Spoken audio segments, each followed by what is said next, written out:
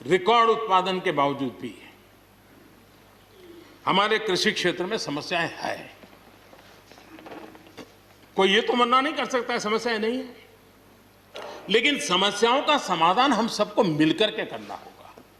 और मैं मानता हूं कि अब समय ज्यादा इंतजार नहीं करेगा। हमारे राम गोपाल जी ने बहुत ही अच्छी बात कही कि उन्होंने कहा कि कोरोना लॉकडाउन में भी हमारे किसानों ने रिकॉर्ड उत्पादन किया। सरकार ने भी बीज, खाद, सारी चीजें कोरोना काल में भी पहुंचाने में कोई कमी नहीं होने दी, कोई संकट नहीं आने दिया, और उसका सामूहिक परिणाम मिला कि देश के पास यह भंडार भरा रहा। उपज की रिकॉर्ड खरीदी भी इस कोरोना काल में ही हुई। तो मैं समझता हूं कि हमने नए नए उपाय खोज करके आगे बढ़ना होगा। और जैसा मैंने कहा, कोई भी हम कई कानून है, हर कानून में 2 साल 5 साल के बाद, कभी 2 महीने 2-3 महीने के बाद सुधार करते ही करते हैं। हम कोई स्टैटिक अवस्था में जीने वाले लोग थोड़े हैं जी। जब अच्छे सुझाव आते हैं तो अच्छे सुधार भी आते हैं, और सरकार भी अच्छे सुझावों को, और सिर्फ हमारी नहीं, हर सरकार ने अच्छे सुझावों को स्वीकार किया। यही तो लोकतंत्र की परंपरा है। और इसलिए अच्छा करने के लिए अच्छे सुझावों के साथ, अच्छे सुधारों की तैयारी के साथ हम सबको आगे बढ़ना चाहिए। मैं आप सबको निमंत्रण देता हूं, आइए हम देश को आगे ले जाने के लिए, कृषि क्षेत्र की समस्याओं का समाधान करने के लिए आंदोलनकारियों को समझाते हुए हमने देश को आगे ले जाना होगा। हो सकता है कि शायद आज नहीं तो कल जो भी यहाँ होगा, किसी न किसी को ये काम करना ही पड़ेगा। आज मैंने किया है, गालियाँ मेरे खाते में जाने दो, लेकिन इस अच्छा करने में आप जुड़ जाओ। बुरा हो मेरे खाते में, अच्छा हो आपके खाते में, आओ मिलकर के चले।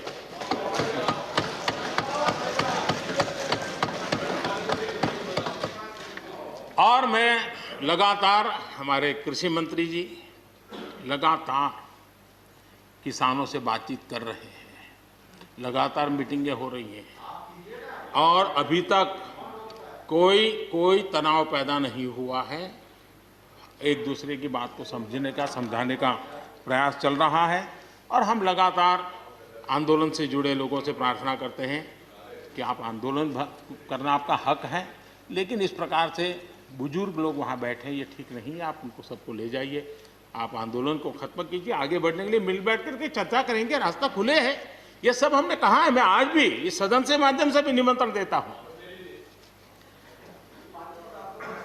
आदरणीय सभापति जी,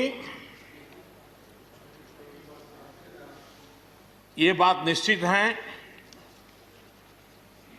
हमारी खेती को खुशहाल बनाने के लिए फैसले लेने का ये समय है। इस समय को हमने गंवा नहीं देना चाहिए। हमें आगे बढ़ना चाहिए, देश को पीछे नहीं ले जाना चाहिए। पक्ष हो, विपक्ष हो, आंदोलनरत साथी हो, इन सुधारों को हमने मौका देना चाहिए, और एक बार देखना चाहिए कि इस परिवर्तन से हमें लाभ होता है कि नहीं होता है। कोई कमी हो तो उसको ठीक करेंगे, और कहीं ढिलाई है तो उसको कसेंगे। ऐसा तो है नहीं कि सब दरवाजे बंद कर दिए बस। और इसलिए मैं कहता हूं, मैं विश्वास दिलाता हूं कि मंडियां अधिक आधुनिक बने, अधिक प्रतिस्पर्धी होगी। इस बार बजट में भी उसके लिए हमने प्रावधान किया है। इतना ही नहीं, एमएसपी है, एमएसपी था, एमएसपी रहेगा। ये सदन की पवित्रता समझे हम। जिन 80 करोड़ से अधिक लोगों को सस्ते में राशन दिया जाता है, वो भी कंटिन्यू रहेगा। इसलिए मेहरबानी करके भ्रम फैलाने के काम में हम न जुड़े, क्योंकि हमको देश ने एक विशिष्ट जिम्मेवारी दी है। किसानों की आय बढ़ाने के जो दूसरे उपाय हैं, उन पर भी हमें बल देने की जरूरत है। आबादी बढ़ रही है, परिवार के अंदर सदस्यों की संख्या बढ़ रही है, जमीन के टुकड़े छोटे होते जा रहे हैं। ऐसी स्थिति में हमें कुछ न कुछ ऐसा करना ही होगा ताकि किसानी पर बोझ कम हो, और हमारे किसान के परिवार के लोग भी रोजी रोटी कमाने के लिए, उनके लिए हम और अवसर उपलब्ध करा सकें। इनकी तकलीफों को दूर करने के लिए हमने काम करना होगा।